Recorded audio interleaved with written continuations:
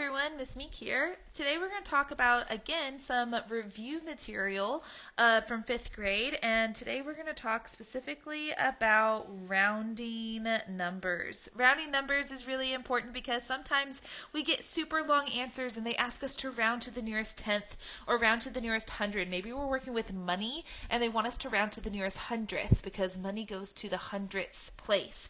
So we need to know how to round numbers. I have a couple of examples here we're going to go through, and let's start with tenths. So the instructions say round to the nearest tenth. Well, when I talk about the tenths place, that is going to be this place right after the decimal point. So on this first one, number 1, 23 and 124 thousandths, the tenths place is the 1. Now, I can't just look at that 1 and be like, oh, it's just going to be a 1, or it's going to be a 0, or it's going to be a 5. Like, I can't just change that 1. I have to actually look at its neighbor to the right. I have to take a look at that 2. Now, if that 2 is below 5, is 4 and below, so below 5, that 2 is not powerful enough to round up that 1.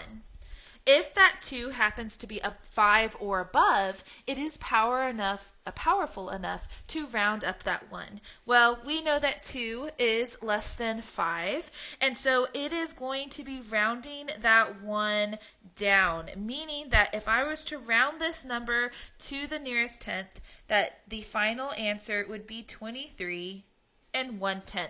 That 1 does not get to go up to 2 because that 2 next to it is not powerful enough to do that. Let's take a look at the next example. Again, I'm rounding to the tenths place. That is going to be that 5. I have to take a look at its neighbor to the right. It's a 6.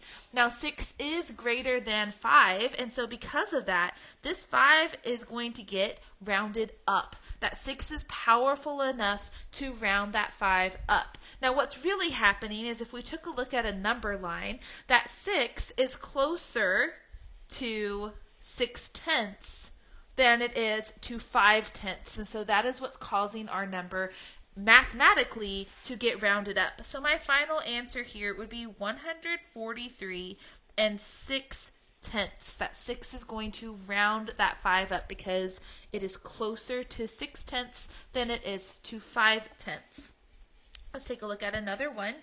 Again, that tenths place is right after the decimal point. I take a look at its neighbor directly to the right, and it's a 3. 3 is less than 5, meaning that that 3 is going to be closer to 3/10 than it is to 4/10. And so because of that, this 3 is going to stay put. It is not going to round up. It is just going to stay at 1 and 3/10. Our last example here on this page is 0 and 97 hundredths. If we take a look at 0 and 97 hundredths, that 7 is bigger than 5, which means that it's going to be closer to 1 than it is to 9/10. And so this 9 is going to round up. Now, when we round up that 9, what's actually going to happen is that 9 is going to kick a whole number out, because if I round 97 hundredths to the nearest tenth, that is going to actually be closer to 1 whole. 1 whole. And so when I go to round this, I'm actually going to leave off that second 0. There we go. My answer is going to be 1.0, which we all know is the same as 1. Let's take a look at some more examples here. Round to the nearest hundredth on this first one. The hundredths place is going to be the 6. I have to take a look at its next door neighbor. 9 is enough to bump it up, and so this 6 is going to become a 7. So 42 and 77 hundredths. When you round to a certain place value, these other numbers here go away. You don't include them in your answer. Your last place value should be what you're rounding to, which in this case is hundredths. Take a look at the next one. The hundredths place is the 1. I take a look at the 2 next door. 2 is not big enough to make that 1 jump up. That 2 is not enough to make this 1 become a 2. And so our final answer is going to be 141 hundredths. Again, I don't have to put a 0 here or anything. I end in the place value that I'm trying to round to. My next number, all right, 11 and 797 thousandths. I'm rounding to the hundredths place, which is that second number there. All right, so I take a look at this 7. Now 7 is greater than 5, meaning that it is going to be closer to the rounding up to the bigger number than it is to rounding it back down to 9 hundredths. So this 9 is going to jump up. It is going to get boosted up. And because it's a 9, that means that it is going to be shooting over a tenth, because remember, you can't have more than 9 hundredths there when rounding. It ends up making a tenth, okay, because you end up having 100 100ths, which makes a tenth.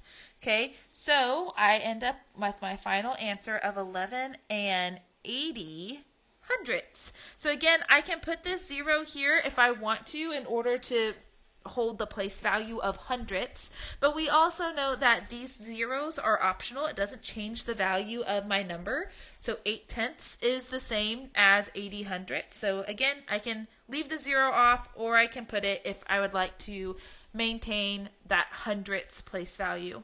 Our last number here, our hundredths place, is the 1. All right. And so I'm going to take a look at this 7. 7 is greater than 5, so it is going to bump this 1 up. And so I'm going to end up with 23 and 12 hundredths. 23 and 12 hundredths. On our last page, we have some rounding whole numbers. So you can round whole numbers. You can round to the nearest hundredth, 10, ones, wholes. Okay, you can round whole numbers as well. So let's take a look at these real quick. The nearest whole number is going to be this ones place. So same rules apply. You take a look at the number to the right. If it is greater than 5, that means that this number is going to be closer to 43 than 42. And so this 2 gets rounded up, and so my final answer would be 43. On the next one, I'm rounding this 7, the ones place, of course. And so I take a look at this 3. Now 3 is less than 5, which means that 3 is going to make this number closer to 97 than to 98. And so when I round it to the nearest whole number, it's going to be 97. This next one here, I am rounding this 0, so I take a look at this 2. Now this one is kind of funny. That 2 is actually closer to 0 than it is to 1, and so this is going to round down, and our final answer is going to be 0. And then on our last example for this mini lesson, I'm rounding this 3, so I take a look at this 5. Now 5 is smack dab in the middle, but it's actually closer to 14 than it is going to be to 13. If it's 5, we round up. And so this 13 is going to get rounded up to 14. This was a brief overview of rounding and how it's important, and there can be all these different place values that you round to. These were just a few examples of tenths and hundredths and whole numbers. I hope that this jogged your memory on rounding, and we will be talking to you soon.